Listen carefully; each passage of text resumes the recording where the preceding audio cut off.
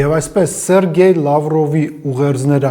հայ հասարակությանը, Հայաստանի Հանրապետության քաղաքացիներին եւ Հայաստանի Հանրապետության իշխանություններին հարգելի հեռուստադիտողներ, ձեզ մոտ չկա տպավորություն, որ մեզանում տեղի ունեցողը նման է շատ բարդ շախմատային խաղին, ուղղակի Հայաստանի Հանրապետության իշխանությունները դրանք շախմատային տախտակի վրա եղած ֆիգուրներն են, բայց իրական գրոսմայստերները իրենք հազարավոր կիլոմետրեր հեռու են գտնվում Հայաստանից, գնահատականները, որոնք հնչում են Ռուսաստանից, լուրերը, որոնք գալիս են Բրյուսելից եւ մտադրությունները, որոնք Թուրքիան ունի Հայաստանի Հանրապետության նկատմամբ, մեզ համար հնարավորություն է տալիս այս գնահատականը տալ։ Եկեք հիմա ավելի մանրամասն հասկանանք, թե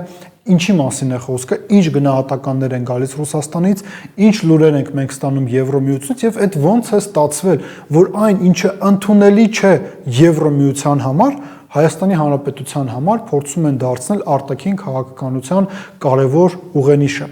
Ռուսաստանի Դաշնության արտաքին գործերի նախարար Սերգեյ Լավրովը վերջերս մամուլի ասուլիսով հանդես եկավ, մի շարք հարցերի պատասխանեց, նաև մեր գործընկեր Հայկ Խալացյանի հարցերին պատասխանեց, Alpha News-ը ներկայացնող Հայկ Խալացյանին, բացի նրանից կար նաև հնարավորություն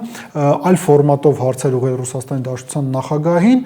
եւ հարցերի պատասխանները 3 հրապարակվեցին։ Ի թիվս այլնի անդրադառնալով հայ-ռուսական հարաբերություններին, Ռուսաստանի Դաշնության արտաքին գործերի նախարարը նշեց հետևյալը, որ նախ ՀԱՊԿ-ին լիակատար անդամակցության վերադարձի դռները Հայաստանի Հանրապետության համար բաց են։ Երկրորդ նա նշեց հետևյալը, որ իհարկե ոչ ոք դեմ չէ դիվերսիֆիկացիային, ընդհանուր միտքն է, հա, փոխանցում ոչ թե ուղիղ ցիտում ենք, բայց դիվերսիֆիկացիան չպետք է վերածվի նրան, որ դիվերսիֆիկացնելով քո հարաբերությունները դու սկսում ես ընկերություն անել երրորդ կողմի դեմ, այս բaragում իհարկե խոսքը վերաբերում է Ռուսաստանի Դաշնության դեմ ընկերություն անելու, ում հետ ընկերություն անելու Եվրոմիության եւ Ամերիկայի Միացյալ Նահանգների հետ ավելին այստեղ նաև եղան հստակ գնահատականներ կապված 102-րդ ռազմաբազայի հետ, ռուս սահմանապահների հետ, ինչ է ասում Ռուսաստանի Դաշնության արտաքին գործերի նախարարն, ասում է, օրինակ 102-րդ ռազմաբազան դա ոչ թե պարզապես հողի վարձակալության պայմանագիր է Հայաստանի եւ Ռուսաստանի միջև, սա հստակ ազդանշանն է նրա, որ Ռուսաստանի Դաշնության համար մակրո տարածաշրջանը կարևորագույն նշանակություն ունի եւ իրենց ներկայությունը մակրո տարածաշրջանում չափազանց կարևոր է, ավելին հարգելի հեռուստադիտողներ, իշխանությունները իհարկե չեն սիրում սրա մասին ասել կամ իրենք չեն հասկանում այս ամեն ինչը, բայց իրողությունը կայանում է հետևյալում. հայ թուրքական սահմանը պարզապես երկու երկրների միջև, երկու սուվերեն ինքնիշխան պետությունների միջև սահման չէ, դա սահման է Ռուսաստանի Դաշնության, ՀԱՊԿ-ի եւ ՆԱՏՕ-ի միջև, հետեւաբար Ռուսաստանի ընկալմամբ հայ-թուրքական սահմանը եւ տարածաշրջանում անվտանգությունը բխում են ոչ միայն Ռուսաստանի տարածաշրջանային շահերից, այլ նաև Ռուսաստանի Դաշնության գործընկերների շահերից, առաջին հերթին խոսքը վերաբերվում է Հայաստանի Հանրապետությանը, բայց կարմիր թելով ինչն էր անցնում, որ Ռուսաստան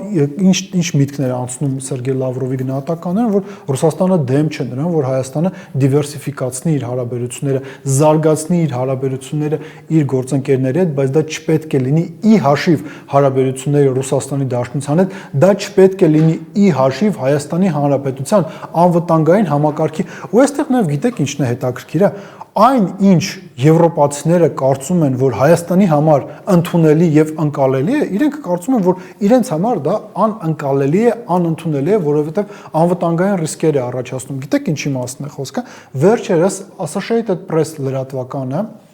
հրապարակել էր մի բավականին հետաքրքիր մեկնաբանություն, որի հեղինակն է Եվրոմիության դիվանագիտության ղեկավար Կայա Կալասը։ Ինչ է ասում Կայա Կալասը ըստ Associated Press-ի։ Նա նշում է հետևյալը, որ Եվրոմիությունը չպետք է ունենա իր առանձին բանակը, քանի պատկերավոր ասած ՆԱՏՕ-ն ողջ է, որովհետև ստեղծում է ռիսկային իրավիճակ։ Դու հայտնվում ես երկու կրակի արանքում, որովհետև մի կողմից կա կայացած անվտանգային համակարգ, մյուս կողմից այդ կայացած անվտանգային համակարգի պայմաններում, ՆԱՏՕ-ի պայմաններում դու եթե փորձես քո առանձին սեփական բանակը ստեղծես, կրկին ասենք, դու հայտնվում ես երկու կրակի արանքում։ Հարգելի հեռուստադիտողներ, իսկ ինչ է կատարվում Հայաստանի Հանրապետության հետ։ Հայաստանի Հանրապետության հենց այս ճանապարհով էլ տանում են։ Ասում են, դե կարևոր չէ, որ դուք ՀԱՊԿ-ի անդամ եք, կարևոր չէ, որ դուք Եվրասիական տնտեսական միության անդամ եք։ Սառեցրեք ձեր անդամակցությունը ՀԱՊԿ-ին կամ դուրս եկեք Եվրասիական տնտեսական միությունից, որովհետև անհնար է միաժամանակ մաս կազմել եւ Եվրասիական միությանը եւ Եվրոպական միությանը կամ ամեն դեպքում Եվրոմիության համար ընդունելի է այն ֆորմատը, որը հիմա գոյություն ունի, այսինքն Հայաստանի Հանրապետության իշխանությունները շատ լավ հասկանալով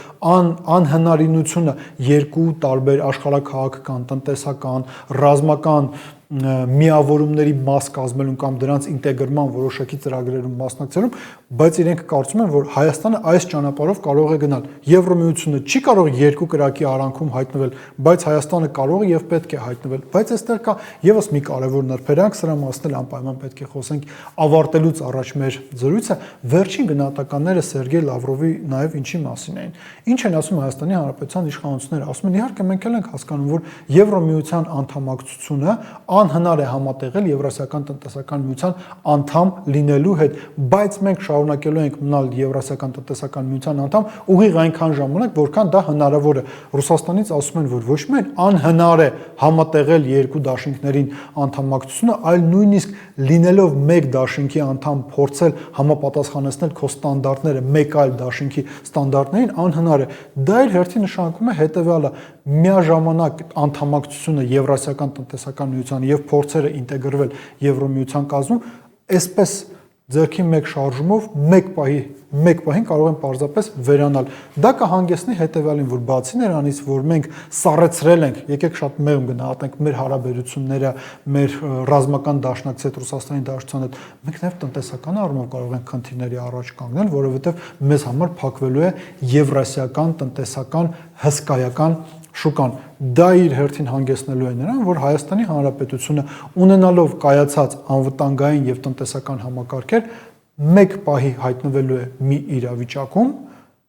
որում նա ոչ միայն խոցելի է դառնում, այլ նաեւ լավ համաձայնվենք, Ռուսաստանի ազդեցությունը զրոյանում է, բայց Ռուսաստանը դրանից վնաս չի կրելու։ Եթե Ռուսաստանը ֆունդամենտալ կերպով մեր տարածաշրջանում պարտվի, ռուսական պետականությունը շարունակելու է գոյություն ունենալ, իսկ հայկական պետականության պահպանման վերաբերյալ ոչ Եվրոմիությունից, ոչ էլ առավել եւս Թուրքիայից ոչ ոք որևիցե երաշխիք չի տալիս։ Մտածեք այդ մասին։